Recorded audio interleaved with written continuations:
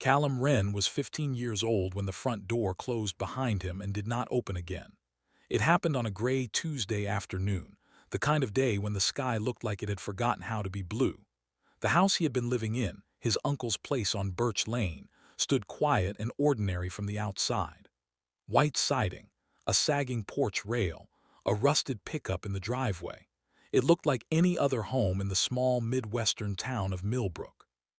But inside, it had become a place where Callum no longer belonged. Before we go any further, I want to connect with everyone watching right now. Drop a comment below and let me know where in the world you are watching from today. "You can't stay here anymore," his uncle had said, standing in the kitchen with his arms crossed. His voice wasn't angry, it was worse than that. Flat, tired, final. Callum had already packed his backpack. 2 t-shirts, 1 hoodie, a pair of jeans, a half-empty notebook from school, and the only thing he truly cared about, his mother's old wristwatch. The leather strap was cracked with age. "She wouldn't want you out on the street," his uncle muttered, not meeting his eyes. "She also wouldn't want you drinking all day," Callum thought, but didn't say. There was no dramatic fight, no shouting. Just a door closing and the sound of footsteps walking away from him. By the time Callum reached the end of Birch Lane, his chest felt hollow, like someone had scooped something out of him and forgotten to put it back. He didn't cry. Crying felt useless. What he felt instead was a dull, heavy confusion. Where do you go when nobody wants you? Millbrook was the kind of town people left after high school. A single grocery store, one diner that closed at 7 in the evening, a water tower painted with the town's name, and a faded high school mascot. Everybody knew everybody, which made it harder to disappear. Callum kept walking. By sunset, a cold rain began to fall. Light at first, then harder, soaking through his hoodie. His sneakers squished with every step. He crossed the railroad tracks at the edge of town and followed a narrow road that curved toward the woods. That was when he saw it.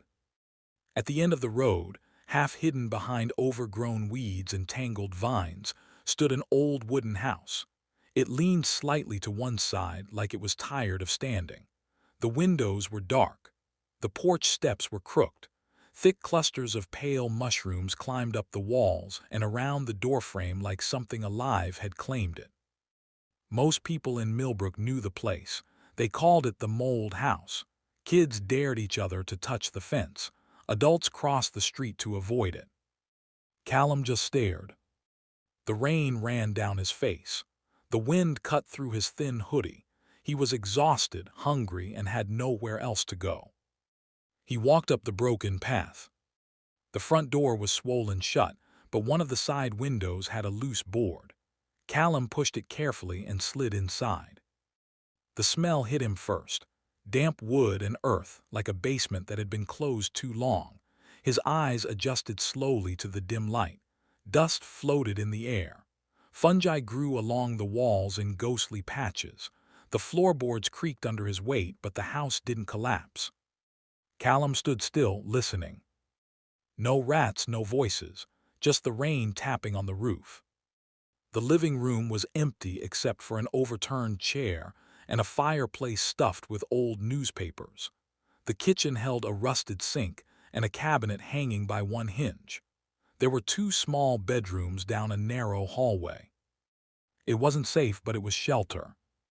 That night, Callum curled up on the living room floor with his backpack under his head. The cold seeped into his bones. Every sound made him flinch. The wind in the trees, the groan of old wood settling. But eventually, exhaustion pulled him under. When he woke up, sunlight filtered through a crack in the wall. For a moment, he didn't remember where he was. Then the smell came back and the reality followed. He stood and walked outside. The rain had washed the dust from the porch. Mushrooms clung to the siding in strange clusters, white and gray and faintly yellow. He poked one with a stick. It crumbled. "This place should have fallen apart by now," he muttered. Over the next few days, Callum stayed. He scavenged food from the gas station trash bins, sealed sandwiches, bruised apples. At night, He drank water from a spigot behind an abandoned shed nearby. During the day, he started cleaning. He used an old broom he found in the backyard and scraped fungus off the walls. Underneath, the wood was dark but solid.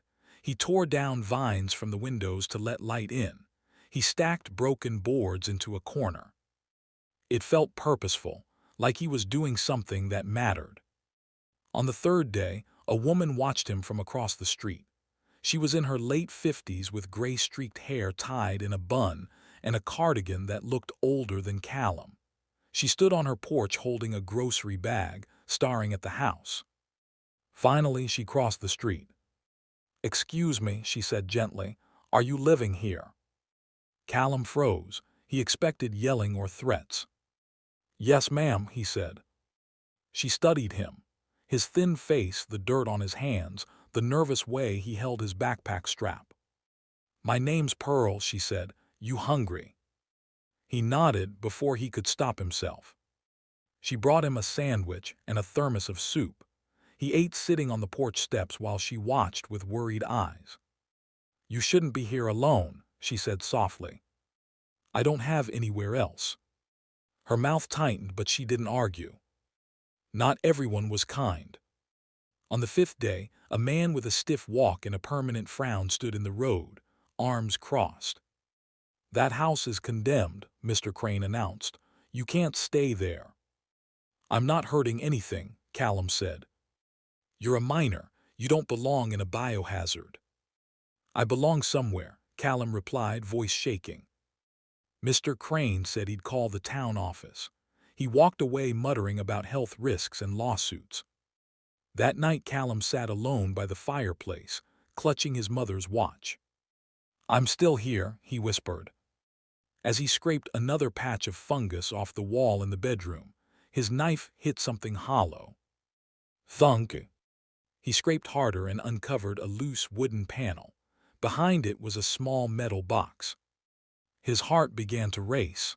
He pulled it out and opened it. Inside were folded papers yellowed with time. Letters, dozens of them. The first one began, "Dear Edwin." Callum sat down on the dusty floor and started to read. He didn't know it yet, but the house had just given him more than shelter. It had given him a story, and that story was about to change everything. Callum did not sleep much that night. The metal box sat beside him on the dusty bedroom floor, its lid open, the letters spread out like fallen leaves. The house creaked around him, but for the first time since he'd arrived, the sounds didn't scare him. His mind was too busy. "Dear Edwin." The words kept echoing in his head. He had only read 3 letters before exhaustion forced him to stop. They were written in careful handwriting, full of hope and longing, and the kind of love people talked about in old movies. A girl waiting for a boy who had gone away. Promises of forever. Promises that time had swallowed. Callum stared at the ceiling. "So this house belonged to someone who loved someone," he whispered to himself. In a strange way, that made the place feel less dead. The next morning, sunlight poured through the window where he had torn down the vines. Dust danced in the beam of light. The mushrooms along the wall looked pale and weak in the brightness. Callum stood and stretched. His muscles ached from sleeping on the floor, but his chest felt different, lighter somehow. He folded the letters back into the box and slid it under the bed frame he'd found in the second bedroom. "Not yet," he murmured. "I'll read the rest later." He went outside with the broom and began scraping fungus off the siding again. The wood underneath was dark but firm. It surprised him every time. A car slowed on the road. Callum froze. It was Mr. Crane's gray sedan. The man leaned out the window, his face pinched with irritation. "You're still here?" "Yes, sir." "I called the town office. They'll send someone. That place is a health risk." "I cleaned most of it." "That doesn't matter. You're a child living in a contaminated structure." Callum felt his throat tighten. "It's not contaminated, it's just old." Mr. Crane shook his head. "You're being reckless." The car drove off. leaving behind a trail of gravel dust and fear. Callum went back inside and sat on the floor. What happens when they come? Where do I go then? That afternoon, Mrs. Pearl returned with a paper bag and a worried look. "Soup and a grilled cheese," she said, "and I heard Mr. Crane talking." Callum didn't hide it. "He's calling the town." She sighed. "That man sees danger in everything. I don't want to get in trouble." "You won't," she said, though her eyes were uncertain. "I'll talk to someone I know at the church. They might know what to do." After she left, Callum opened another letter. "Dear Edwin, today I planted yellow flowers by the porch." His chest tightened. Yellow flowers. He went outside and stared at the dirt beside the porch. Nothing but weeds and stones remained, but the ground looked softer there, like something had once grown. On the fourth day, a white pickup truck pulled up. Two people stepped out, a woman in a county jacket and a man with a clipboard. "Callum Wren?" the woman asked. "Yes. We're here to check the property." Callum led them inside. His heart hammered as they examined the walls and floor. "This wood's surprisingly solid," the man said. "But the mold is an issue," the woman replied. "I'm cleaning it." "You can't live here," she said gently. "Not legally." "Where should I go?" She hesitated. "We'll talk to social services." Fear rushed through him like cold water. That night Callum read every remaining letter. The girl's name was Rosemary Carver.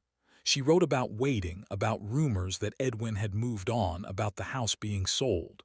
The last letter said, "If you ever come back, Edwin, look for the house with yellow flowers. That's where my heart stayed." Callum stared at the words until his eyes burned. "She lost her home too," he whispered. He folded the letters and put them back in the box. The next morning, he went to Mrs. Pearl's house. "Do you know someone named Rosemary Carver?" She blinked. "Rosemary, old seamstress on Elm Street." "Yes." Mrs. Pearl frowned. "Why?" "She used to live in this house." Mrs. Pearl went quiet. "She never married," she said slowly. "Always lived alone." Callum nodded. "I need to talk to her." Rosemary's house was small and neat with lace curtains and flower pots on the windowsill. Callum stood on the porch, suddenly unsure. What if she slams the door? What if she doesn't want to remember? He knocked. A woman with silver hair and tired eyes opened it. "Yes." "My name is Callum," he said. "I found something that belongs to you." Her eyes sharpened. "What kind of thing?" He held out one letter. She stared at it as if it were a ghost. Her hands trembled when she took it. "Where did you get this?" "In the house at the end of Cedar Road." Color drained from her face. "That house?" "It's falling apart," he said quickly, "but it's still standing." Rosemary pressed the letter to her chest. "Come in." Her living room smelled like tea and fabric. Sewing tools lined the table.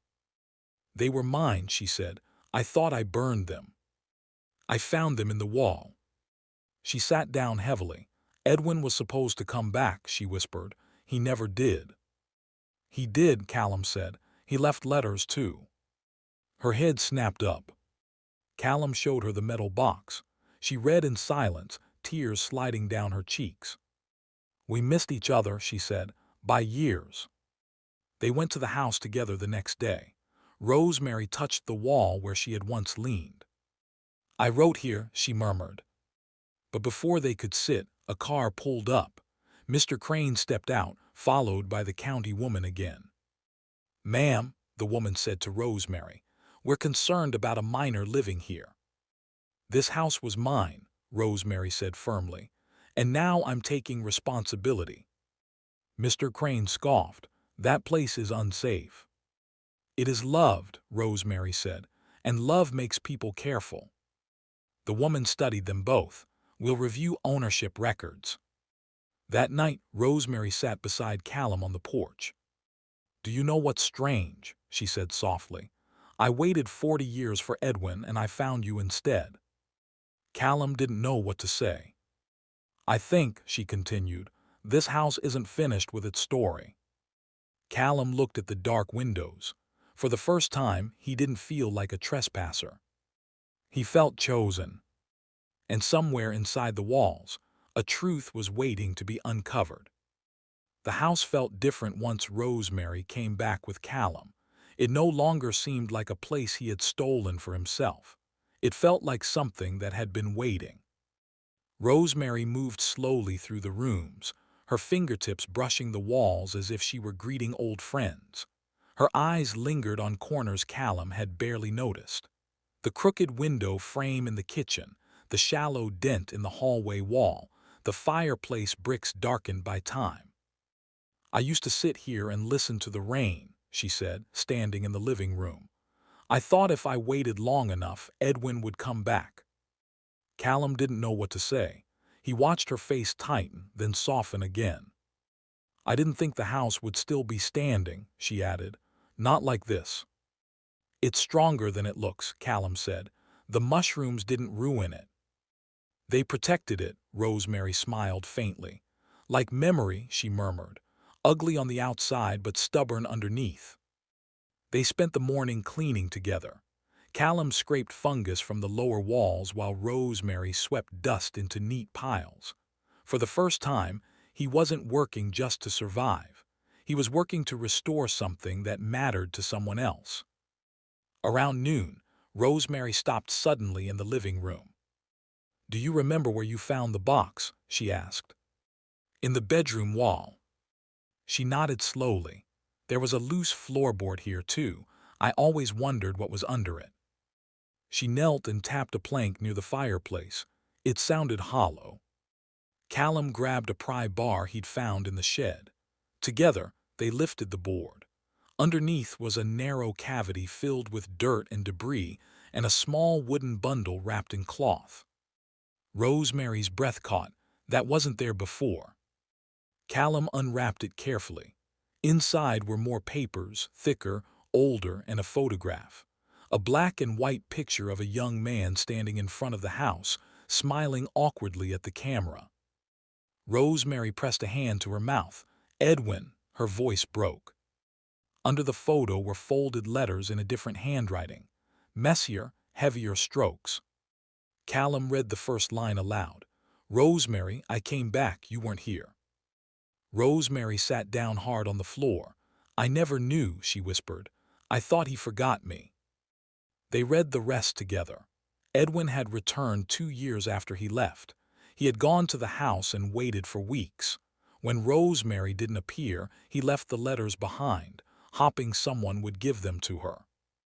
"I was already gone," she said. "My father sold the place. We moved to Elm Street."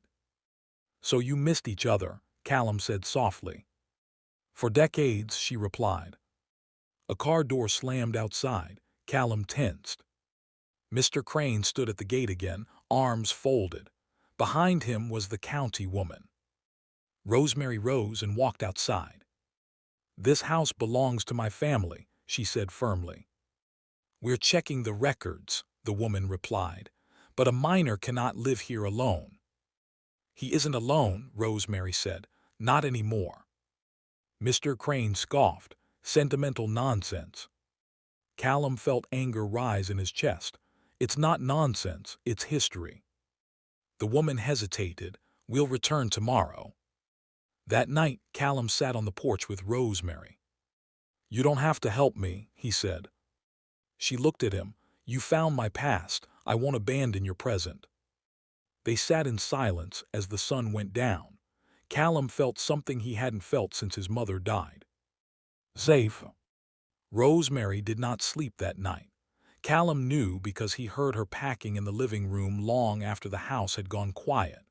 The floorboards creaked beneath her careful steps. Every now and then, she stopped as if listening to something only she could hear.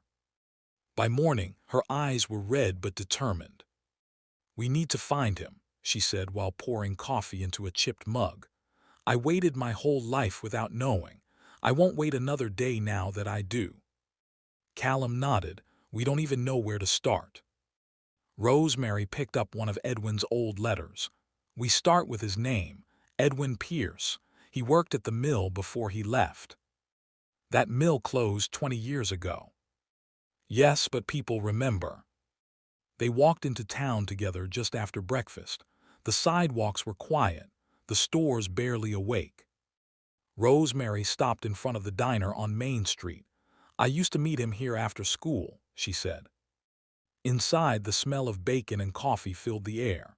The waitress, round-faced and friendly, looked up. "Can I help you?" Rosemary hesitated.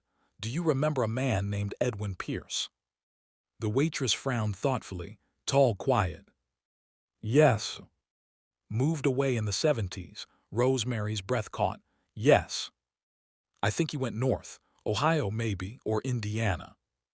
It wasn't much, but it was something." They tried the library next.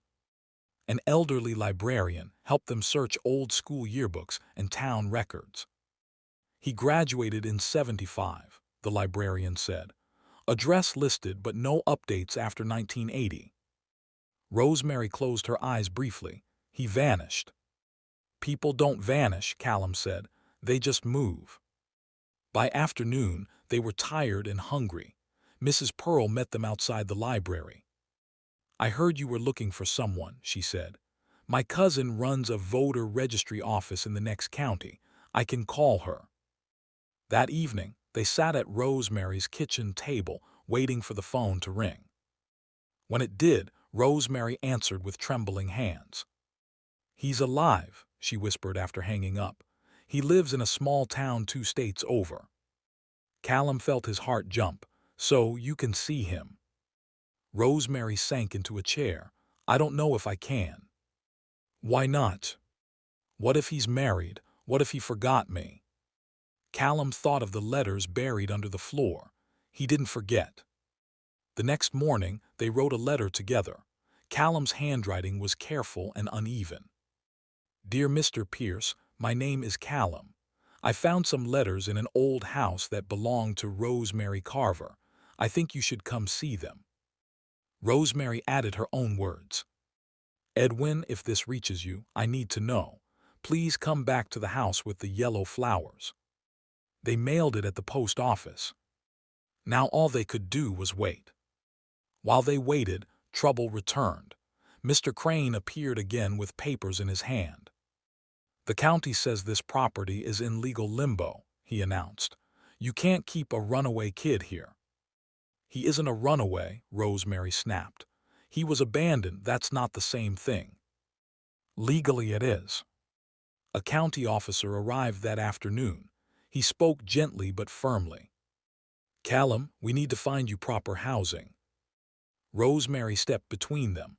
"I'm filing for guardianship." The officer raised an eyebrow. "You know that's not simple." "I know," she said, "but I also know I won't let him go." That night, Callum lay awake listening to the wind. "I don't want to leave," he whispered. "You won't," Rosemary said. "Not if I can help it." 3 days passed. On the 4th day, a car pulled up in front of the house. A man stepped out slowly, leaning on the door. He was tall, thin, with silver hair and a face marked by time. Rosemary stood frozen on the porch. The man looked up. "Rosemary." Her knees nearly gave out. "Edwin." They stared at each other, neither moving. Callum watched from the doorway, heart pounding. Edwin took a step forward. "You look different." "So do you," she replied. They laughed at the same time, nervous, broken laughter. Inside, they sat at the kitchen table with a letter spread between them. "I came back," Edwin said quietly. "I waited, I left the letters." "I never saw them," Rosemary whispered. They both fell silent. "We lost so much time," he said. "But we're here now," she replied. Mr. Crane watched from across the street, suspicious and silent. That night, Rosemary made soup for all 3 of them. Callum felt something warm and strange in his chest. For the first time in years, he was eating dinner with 2 people who cared. The house felt alive. Not with ghosts, but with voices.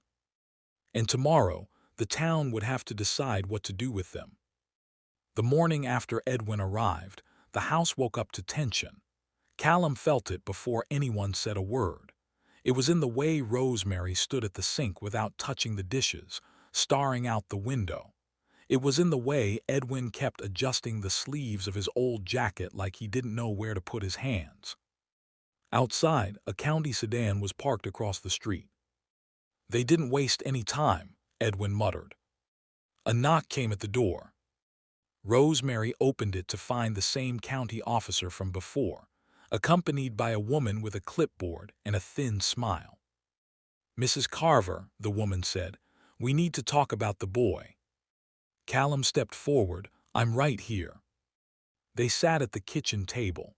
Sunlight poured through the dusty window, landing on the stack of letters still spread out between them, like evidence from another life. "You can't keep a minor here without legal custody," the woman said. "He needs placement." Rosemary's voice was steady. "I'm filing for guardianship." "That process takes time. He has no one else." The officer looked uncomfortable. "Your request will be reviewed, but until then, we need temporary arrangements." Callum's stomach dropped. "Where would I go?" he asked. "Foster care," the woman replied. The word felt heavy and cold. Rosemary stood. "He's not going anywhere."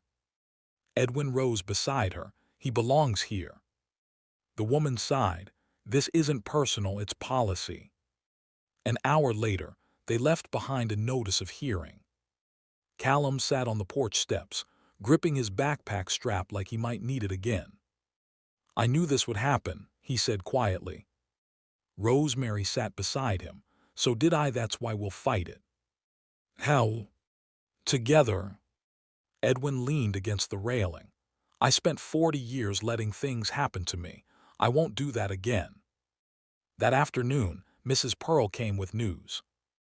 "Everyone's talking," she whispered. "Mr. Crane's been telling people you're running an unsafe shelter."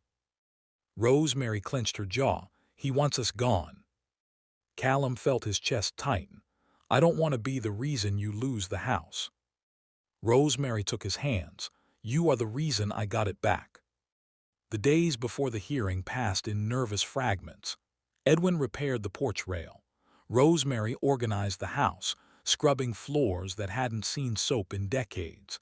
Callum painted over fungus stains with leftover white paint Mrs. Pearl brought from church.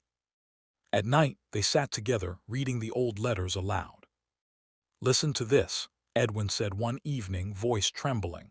"I waited at the window again today." "You always were dramatic," Rosemary teased softly. "But you waited too," he replied. They laughed, but Callum saw the fear beneath it.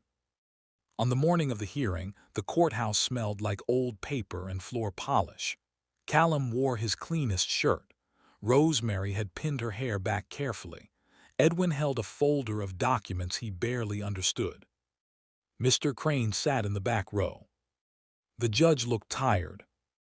"This is about custody," she said. Rosemary spoke first.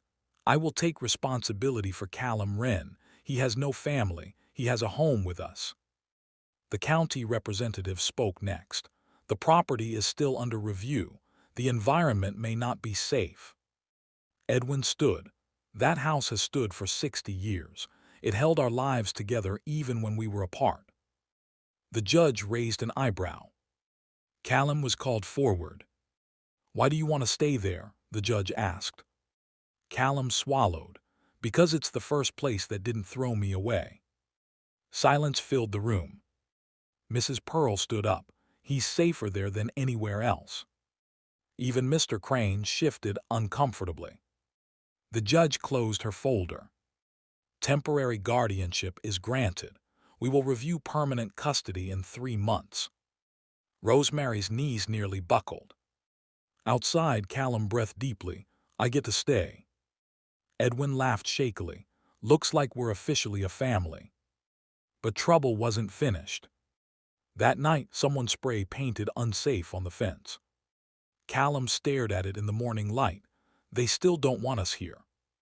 Rosemary wiped it off with a rag. They will. Edwin placed a hand on Callum's shoulder. Sometimes people fear what they don't understand. Callum nodded. Then we'll show them. They planted yellow flowers by the porch. They fixed broken boards. They invited Mrs. Pearl for dinner. Slowly the house changed, not just in wood and paint but in meaning. One evening, Callum sat on the porch steps watching the sunset. "You know," he said, "this house didn't just give you back Edwin." "And it didn't just give you back your home," Rosemary replied. Edwin smiled. "It gave us each other." Callum held his mother's watch and looked at the flowers growing in the dirt. For the first time since the door closed behind him on Birch Lane, he didn't feel like he was waiting to be sent away. He felt like he belonged. And yet he sensed something was still coming. The house had more secrets, and the town was not finished testing them. The house was quieter after the court hearing, but it wasn't peaceful. Callum felt it in the way the wind moved through the cracked window frames at night, whispering through the hallway like someone trying to speak. He felt it in the way Rosemary paused sometimes, staring at the walls as if listening to memories only she could hear. And he felt it most in the way Edwin spent long evenings sitting by the fireplace, turning the old letters over in his hands. They had won the right to stay together for now, but something about the house still felt unfinished. One afternoon, while Rosemary was sewing in the kitchen and Edwin was repairing a loose hinge on the back door, Callum went to the bedroom where he had first found the metal box. Sunlight spilled through the window, lighting up the pale stains left by the fungus he had scraped away. He ran his fingers along the wall. Thunk! The sound was hollow again. His heart skipped. "Rosemary," he called. "Edwin." They came quickly. "There's another spot," Callum said, tapping the wall near the corner. Edwin frowned. That wasn't there before. They worked together, prying away a narrow plank. Dust fell in a soft cloud.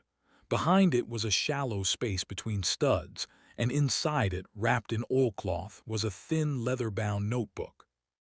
Rosemary's breath caught. "That looks like my father's." She opened it carefully. The pages were yellowed, the ink faded but legible. It wasn't a diary. It was a record book. Names, dates, transactions. And on the first page, written in careful cursive, was the title, "Property of Arthur Carver." "That was my father," Rosemary whispered. "I didn't know he kept this." Edwin leaned closer. "What does it say?" Rosemary turned the pages slowly. "He bought this house in 1968, she murmured. "Before I met you, he was struggling financially, even then." Callum watched her face change as she read. "There's more," she said quietly. "Notes about repairs, about hiding money." "Hiding money?" Edwin echoed. Rosemary nodded. "My father didn't trust banks. He hid cash in the walls, said it was safer." They searched again, this time with purpose. Behind the loose board near the fireplace, they found a small tin box.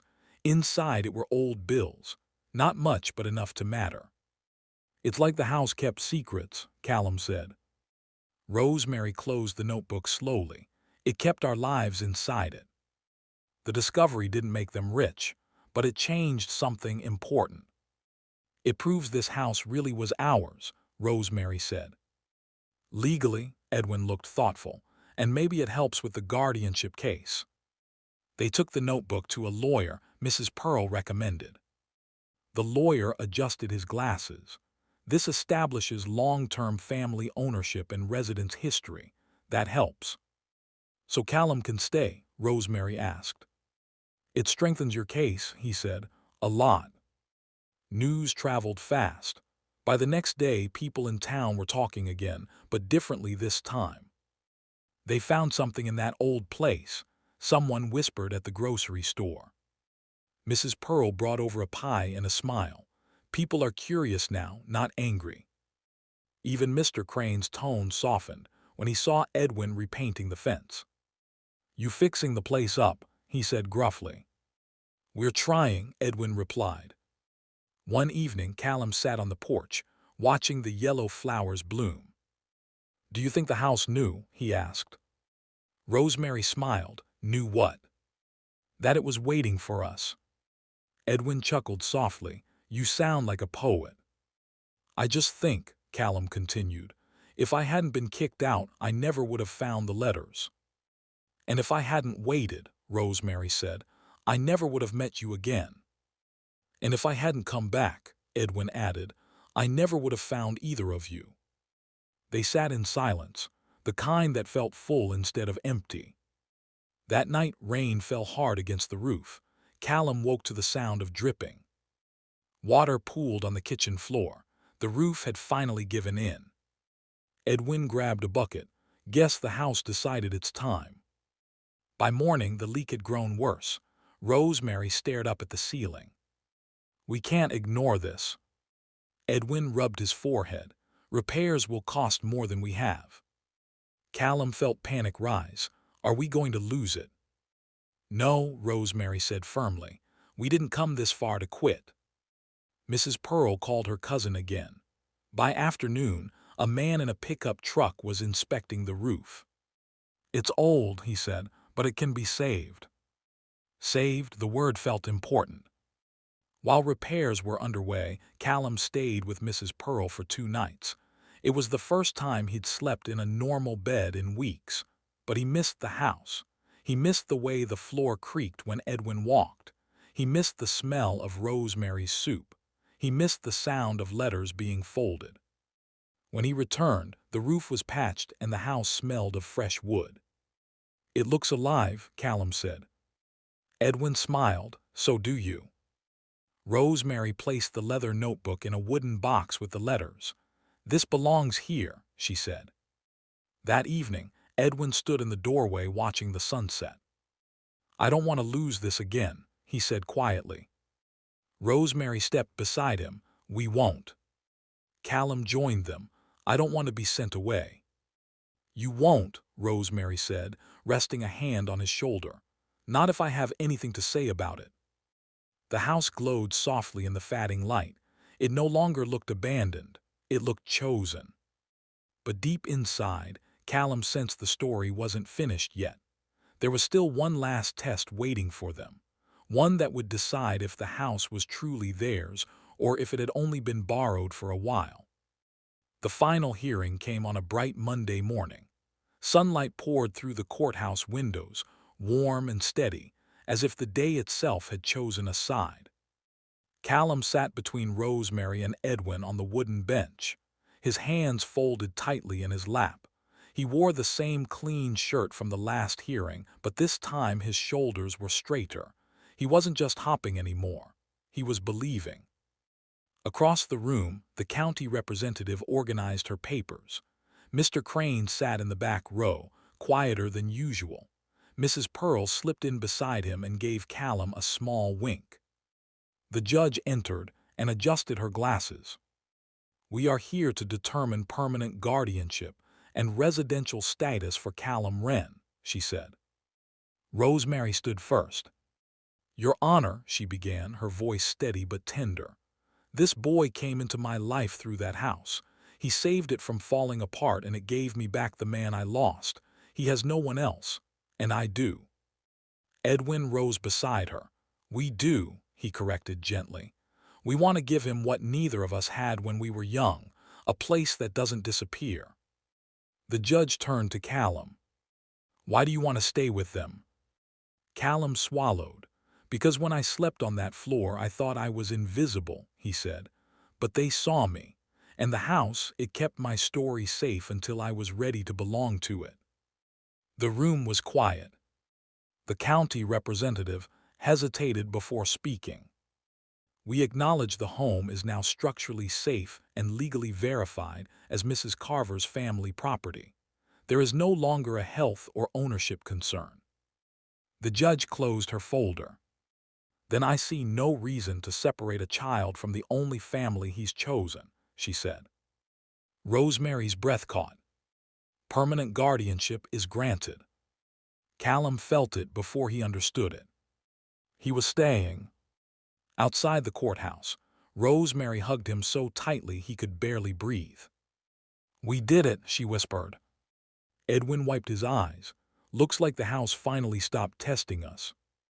That evening, they returned home to the yellow flowers glowing in the late sun. Mrs. Pearl brought a casserole. A few neighbors lingered awkwardly on the sidewalk, unsure whether they were welcome. Callum opened the gate. "You can come in," he said. Mr. Crane stood stiffly near the fence. "I may have been wrong about that place." Rosemary nodded. "It's been wrong before, too." They shared a small, uncertain smile. Inside, the house smelled like warm bread and fresh wood. The roof no longer leaked. The walls were pale and clean. The fireplace held framed copies of the letters, Rosemary's and Edwin's, side by side. Callum hung his backpack on a hook by the door, not because he was ready to leave, but because he no longer had to. That night, they sat together on the porch. Edwin rocked gently in an old chair he had fixed himself. Rosemary folded laundry in her lap. Callum stared out at the road where he had first arrived with wet shoes and nowhere to go. "You know what's strange?" he said. "I thought this house was dead." "And?" Rosemary asked. "It was just waiting." Edwin nodded. "So were we." Weeks passed. Callum went back to school. Rosemary resumed sewing, but now she taught lessons to girls from church. Edwin volunteered at the library, helping children learn to read. The house became known as the Yellow Porch Place. People walked slower when they passed it, not because they were afraid anymore, but because they were curious. One afternoon, Callum came home with an envelope. "What's that?" Rosemary asked. "It's for you," he said. Inside was a letter from the county office. "Property officially transferred. Guardianship permanent." Edwin read it twice. "It's really ours," he said. Rosemary touched the wall. "It always was," she whispered. That evening, rain fell softly against the windows. Callum lay in bed listening to it and realized something new. He wasn't afraid of the sound anymore. He knew who was in the next room, and he knew they would still be there in the morning. Before sleep took him, he thought of the letters hidden for decades, how a wall had held a love story, how a floor had hidden a secret, how a boy had found both. The house had not just sheltered people, it had remembered them. And now it was finally letting them stay. Sometimes the places we call broken are only unfinished. Sometimes the people we think are lost are only waiting to be found. And sometimes a house is not just wood and nails, but a witness, a keeper of stories, a bridge between past and future. If you had found those letters in the wall, would you have looked for the people behind them? Would you have believed the house still had a story left to tell? And if you were Callum, would you trust a place everyone else was afraid of?